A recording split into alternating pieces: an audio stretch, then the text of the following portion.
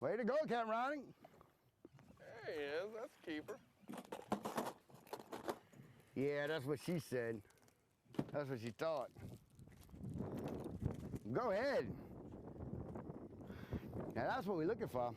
That's it right there. See, that's how we rock in Southern Charters, you see? That's it.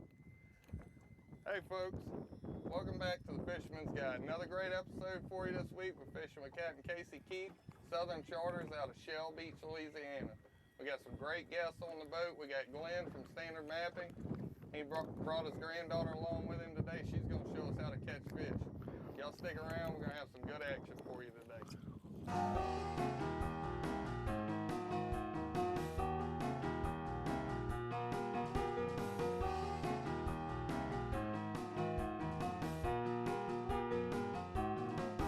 The Fisherman's Guide brought to you by the Silver Slipper Casino. Today's episode sponsored by Dad Super Palm, Southern Building Supply, The Hook, Gulf Coast Cuisine, Oddball Tackle, Cedar Swamp Outfitters, Ocean Marine, Sports Trail Trailers, Sportsman Marine, Parker Poles, and Sport Optics.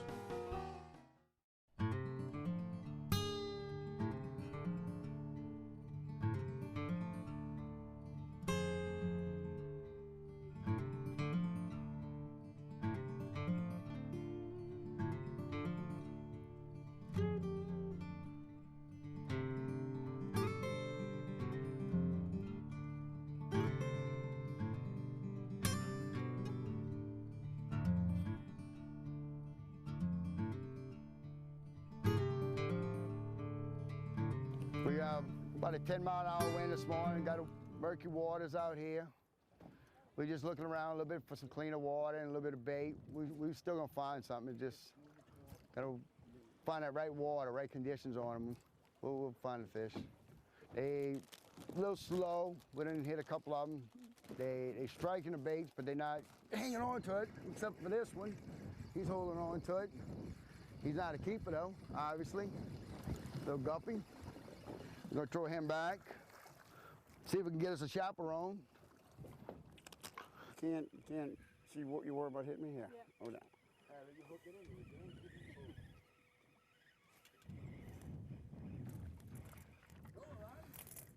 There we go.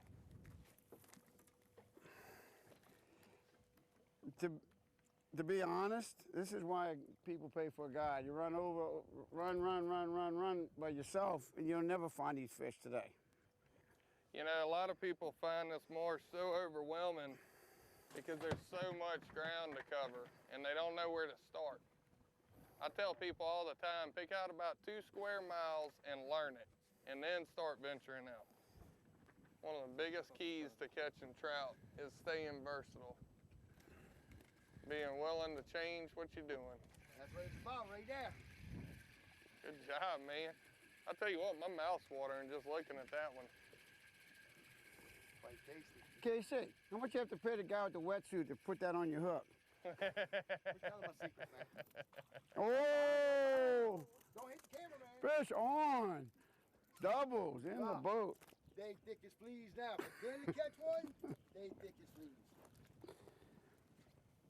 I'd just like to let you guys have a good time before I start embarrassing you. Yeah, but Glenn, say it really. How many times you went on a fishing trip, caught speckled trout and oysters in the same spot? Already sat. Already sat, huh? That's pretty. Fish on, baby. He's not that great, but he's on. You were trying to make him sound real good. I know, I was. I just loosened my drag, that's all. I pulled one of Glenn's numbers, you know? Look, Glenn, I got a fish for you. Look, speak of the devil. Look at the white. There they are, they showing up. First white of the year for me. That's definitely a Glenn fish. He's used to these, you know? That's all he can catch. Casey, how long have you been guiding? 32 years. How'd you get started in that? I'm a 4th generation oyster fisherman. I fish oysters in the wintertime. Summer months, I'd go out to Chandelier Island with Dennis Goodman and fish off the Islander. And when the winter months come back around, I'd go back fishing oysters on my boats. I had 4 big oyster boats we used to fish with out there, and had an oyster shop and everything in Hopedale. So you grew up Born and raised on the water. right there in St. Bernard? Or? Right here in St. Bernard, Shell Beach in Hopedale. Born and raised. This fishery extends all the way up to where we're at home, which is past Oh, yeah. Eugene, and people don't realize how great of a fishery we've got here. Nice trout. Casey decided to let you have one of his. Oh, Master Casey, thank you for letting you. I think the guy must have thought it was with the wetsuit, thought it was your fish. There you go. I just changed my bait color too. Casey, whenever you pull up on a spot like this, how long are you giving it till you decide whether you're staying or moving? Most of the time, it's 1 or 2 casts. If you make a cast or 2 out there and not even a nibble, I'm picking up, I'm running, going somewhere else. You get a couple of nibbles on it, you know, give it 5, 10 minutes or something, let it settle down a little bit. Cap Casey done put us on him again. I don't understand though, Glenn. Why is it he keeps catching all the big ones and all he wants to let us catch are the little ones? I'm telling you, it's the guy down there with the wetsuit. Is he always like that? Yeah, it's the little guy with the wetsuit. That's all right. They're still fun to catch. He's got him out there. He goes down there. He pays him. He hooks it on your hook for you and pulls it in. That's why he's one of the best guides out here. It's him and the wetsuit guy. You know, people talk about run and gun fishing, and I think everybody thinks you pull up and you don't catch fish at this spot, you need to run 5 miles. That's not it. Oh, no. Oh, no. It's a game of inches out here, because they could be right there. They're not right here. A lot of times it's a 5-foot circle you got to throw into to catch them. That's right. You know, if you're catching, say, a couple of little ones right here, there's fishing area. Just pick your angle up, let it drift, or move forward or something. They're still here. The big ones are in there. Just get out the little ones, move on the side a little bit. You got to poke around till you find the right bite, huh? That's right. And you start catching them here, the ones you want is there, in there with them somewhere. Just not saying it's right there on that spot, just move over. And I'm gonna get that guy there and grave him, the one that was in the booth over there. Oh, yeah? Yeah. There we go, Ronnie. Bring him in here. I'm hungry already. Green Hornet. Glenn, I mean, while you're down there, would you No. take this fish off from me, man, while you're not doing nothing? Look, he's right by your leg. Look at that. Look at that. That's my buddy, huh? He got out on you? Yeah, he got out on. Away from you. Man, my buddy. I hate when that happens.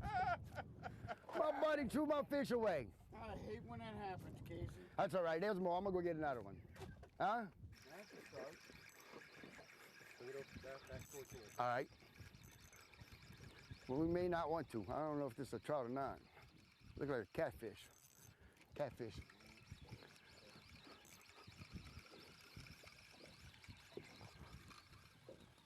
Big old trout. Big old trout. There you go, Capt Ronnie. Oh, yeah. Don't you throw that one in the water. I seen him looking at it.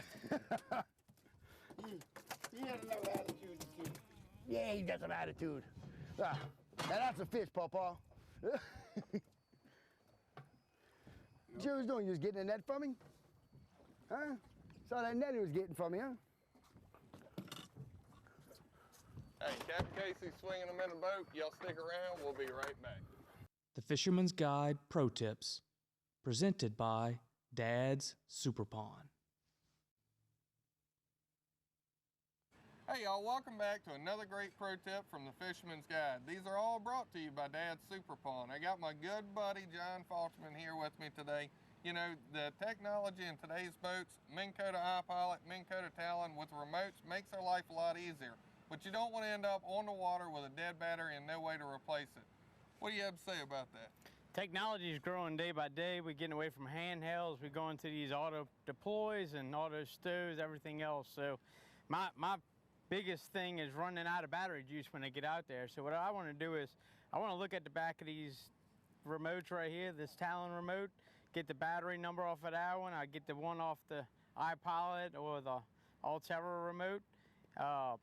keep a couple of those stored. If you don't know what it is, the battery number is, go ahead and look in the owner's manual of your, whatever you bought, your iPilot or Altera, And the one thing you don't want to do is just buy a pack with a battery in it, throw it in the glove box. We need to store those properly to make sure they maintain their charge, right? yeah, because what that battery pack does, it gets wet and then it just gets the batteries all nasty. So if you take the batteries and flip them and go ahead and put them in saran wrap and individually wrap them up, you'll be good to go. Once I get done with that, I put them in a waterproof Plano box as well. It's double coverage. The one thing you don't want to do is be stuck on a great bite with no way to get to it. Y'all stick around, we're bringing more action to you right after this. Just like money in your pocket, that's super fun. When you trade with us, you always get our best. Super deals are wide, whether you sell or buy. We cash checks, we pay bills, we make loans like no one will, and help you keep your pockets filled. Just like money in your pocket, that's super fun. Hey, I'm Capt Ronnie with Fisherman's Guide. Today we're here at Cedar Swamp. This is a store that carries what catches fish.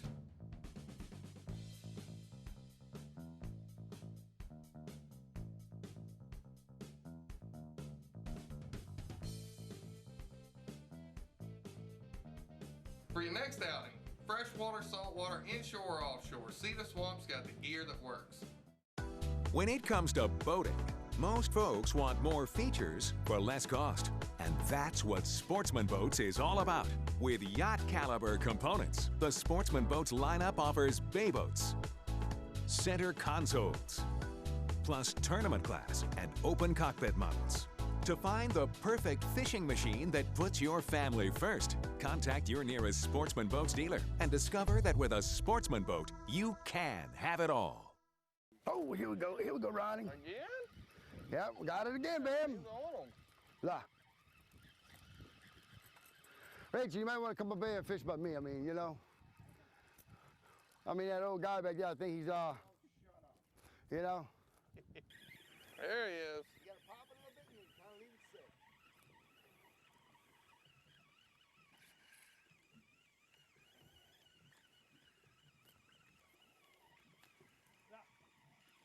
Doubled up.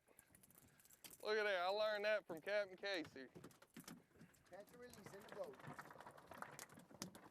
I'm gonna go back, probably. Beautiful fish. Going in and going on that. Oh, look at that. That one's staying in the boat. Hey, you treasure chest, babe. Doubled up. Just cut them off. Biloxi Marsh speckled trout. No. You got a catfish. All right, you got to deal with that yourself. Us boys ain't not touching it. Wait, that is a fish you don't want to touch. Just hold that. Well, let's tell her why. You see these fins right here? Yep. Casey, you're overflowing your wild. I'll show you why. If he'll calm down enough.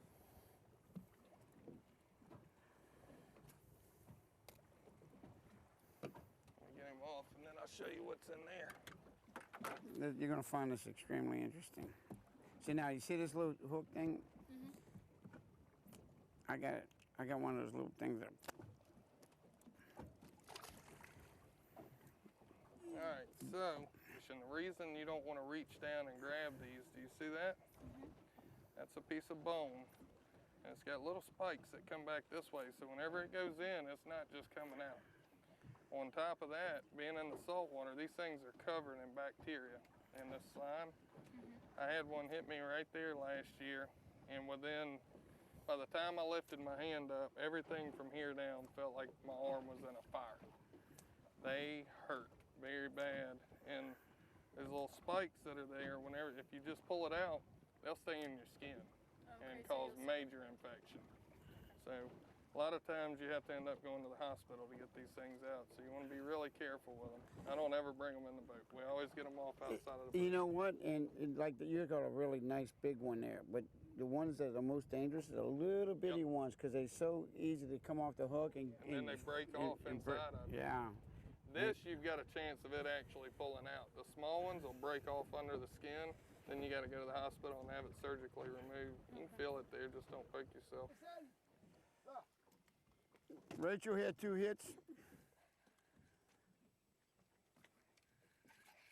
Here you go, babe. Just keep reeling like that. Take the. There we go, fish. We're fish on. Keep reeling. Keep reeling. Rachel's on. Top right out here. Good job, girl.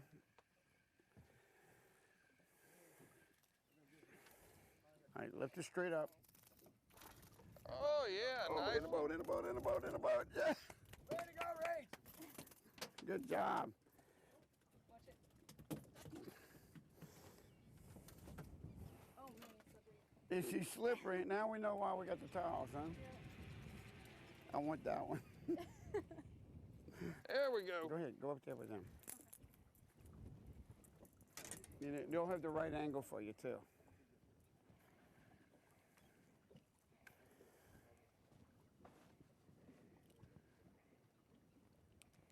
Fish on back here. Nope, Pull him swing in, the pull him boat in. right here. There you go. You gotta kind of lift them. Good job, darling.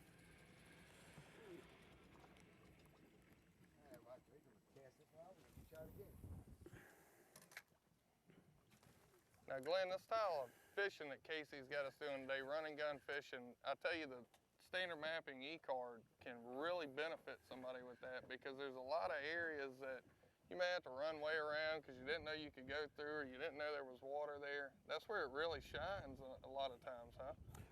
Yeah, what we've done is we've brought the vast experience of information like Captain Casey and yourself has out here, and we made that accessible to the regular fisherman who's never been or has been afraid to go further than he normally has, by giving him accurate information. All these oyster pools are now on there. He can run places he's never been before with the safe routes that we have built into the map. So, yeah, it's opened up a whole new confidence in a regular, everyday weekend fisherman. I can't tell you how many people I have called me per year that say, I want to go fish the Louisiana Marsh, but I'm scared of it. I don't know how to get through there. And this just really opens it up. So, you know, with the old preloaded maps and stuff, you might be running and it may show you going across dry land for a half a mile. There's none of that with yours. That's correct. About 6 years ago, Lawrence called me and said, hey, we've got customer after customer after customer has been wanting to take your standard mapping, the printed maps we got. Is there any way to be able to get them onto our GPS units? And about 6 months later, we had a prototype, and about 8 months after that point, we had a working product out here for people to use. It's been highly successful. Just my mapping business will be 30 years on July 17th of this year.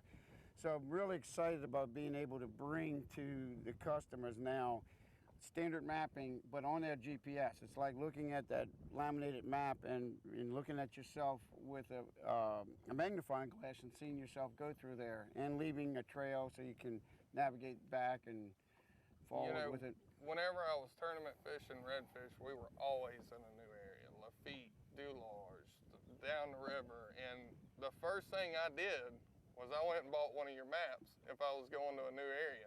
And I used that thing to find my way around. That's how we found where we were going. The fact that it's inside that GPS now, I mean, it's just a game changer. It is, and it's not only just that same map, but it's that map so finely tuned that when we were talking about earlier, you can see colorations in the water that designates deeper holes through there. It's not only a navigational tool, but it's a fish finding tool. Yep. Plus, for guys that's going out there in new areas, we put designated safe routes in there, and it's guys like Captain Casey that runs that for me, gives me that information, and we put it on that GPS for you. So you can take a bait boat with a 300 on the back through it, and it's like an I-10 or a major highway system throughout the marsh now. So you can go to Dularge, or you can go to Cocotree, or you can go to Keckers. Look who's got. Oh, look at that. Look at my granddaughter. Pull it in, sweetie. You know, the old saying goes, the proof is in the pudding, and there's no doubt you're producing a quality product. You got to be proud of it. I am very proud of what we've done over the last 30 years. I got to tell you, I'm a fisherman, and I know what it takes to bring a quality product that somebody can get around. And people ask me, well, how'd you come up with this idea? Well, I was the typical fisherman that would get lost in a cardboard box. So I built this for me, and I can get around.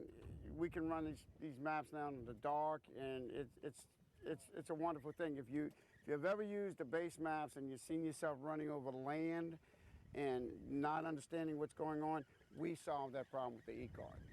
I tell you how far things have come. Whenever I grew up learning this marsh and fishing this marsh, we'd run north till we got to the tip of it. Then we'd run north a little bit further till we could see the water towers on the coast, and we knew which water tower we had to run to. That's how we navigated. Well, you know, and that brings up another issue is economy, because at today's price of gasolines and how much it costs to run. So now you're no longer running by those landmarks. You can put a little, your cursor on a cut in the marsh. You can leave from Mississippi and go all the way to Coconut with you. When you get there, something as small as this boat will be right exactly where you put that cursor. So it's an exciting, you know, way to get around. Good fish. Oh. No, sir. That's another good one. Look, didn't even let it hit the floor. Nope.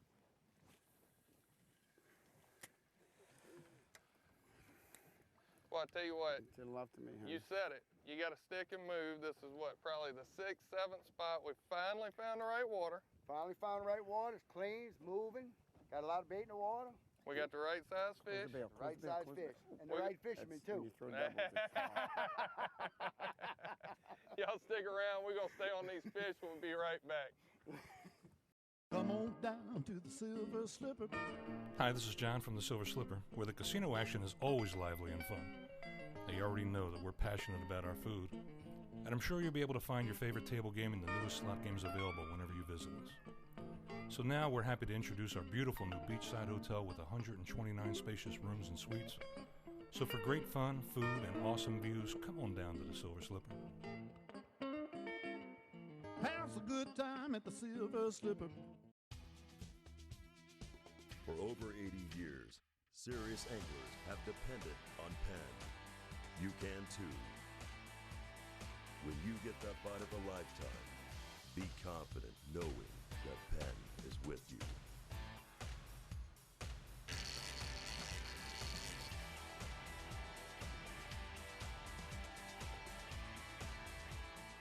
Penn, let the battle begin.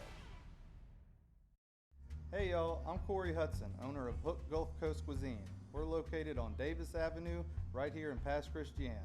Welcome.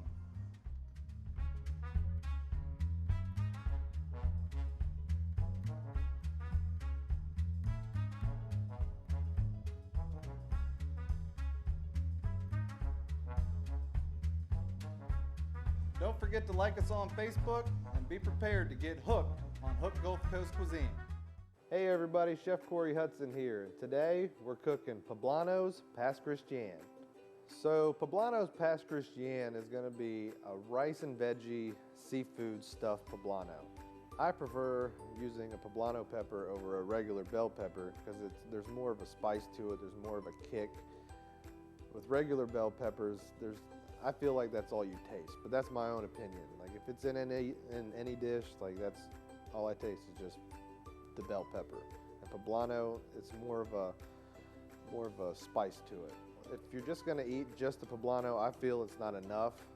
So I wanna serve it with a little bit more protein. So why not blacken a fillet of speckled trout, right? So the first step to this recipe is that we gotta roast our pepper. That's gonna take the longest. So all you need to do is put it on a sheet pan with a little olive oil and salt and pepper. Throw it in the oven about 400 degrees for 15 minutes. Now while that's doing its thing, we're gonna start our stuffing, well the rice for the stuffing. And I know a lot of you out there are, I can't cook rice, it's complicated, it's always too sticky or it's not cooked long enough. I'm gonna show you all an easy way. You get a long grain rice, any grocery store, it's a basmati rice. It's a 50-to-1 ratio with rice to water. So for this recipe, I'm going to use 2 ounces of rice and 4 ounces of water. But instead of water, I'm going to use some seafood stock. If you want to make your own, it's very simple. If you don't want to go to the grocery store and buy the base and make it like that, you can make your own stock. And all stock is the liquid in any type of soup, any type of gumbo, chowder. You know, it's all the prep that you've done to this point. You know, your onion peels, your celery stock, all your the tops of your bell peppers, the garlic peel, all that you throw in a pot. When you're peeling your shrimp, take the shrimp peels, throw that in the pot, and then just add the water, seasoning, lemons. You can put anything you want into your stock and just make it more flavorful for your dish. So first thing we do, we're going to chop a quarter of a white onion. We're going to saute it in a small saucepan.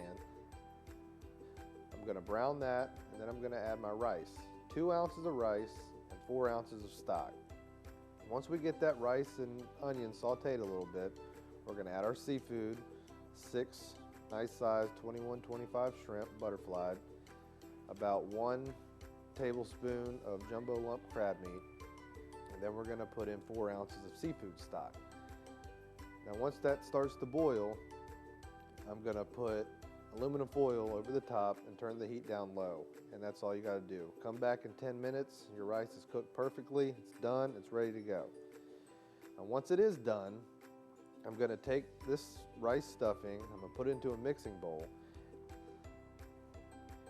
I'm going to add 2 tablespoons of panko breadcrumbs, some fresh chopped diced tomato, and some fresh chopped green onions. 1 egg, and we're going to mix that all together and make a stuffing. And by now, our pepper is about to come out of the oven, and we're going to stuff it with this rice, shrimp, vegetable goodness. We're going to stuff the pepper, and we're going to put it back in the oven for about 5 minutes. So now we have 5 minutes to work with, 5 minutes for downtime. We're going to blacken our speckled trout. We got a nice, beautiful fillet here of blackened trout. Just regular blackened seasoning. You can make your own, or you can go to the supermarket and buy it. It's in every grocery store. You coat it really well. I don't think you can put too much. The more you put on, the more flavor you get out of it. So there's 3 ingredients to blackening fish. You need your fish, your blackening seasoning, and butter, and that's it. Get the skillet or the cast iron skillet really hot. Flip it over about 2 minutes. Flip it over on the other side. It's pretty much ready to go. And you just serve it with this beautiful Pass Christian poblano. But it would be nice with this dish to have an extra flavor profile. So I'm going to just drizzle some Creole remoulade over the top.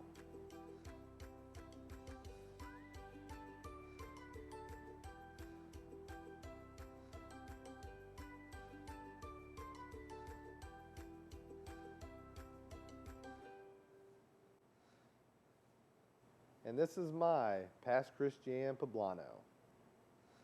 The Fisherman's Guide brought to you by the Silver Slipper Casino. Today's episode sponsored by Dad's Super Pond, Southern Building Supply, The Hook, Gulf Coast Cuisine, Oddball Tackle, Sea to Swamp Outfitters, Ocean Marine, Sports Trail Trailers, Sportsman Marine, Parker Poles, and Sport Optics.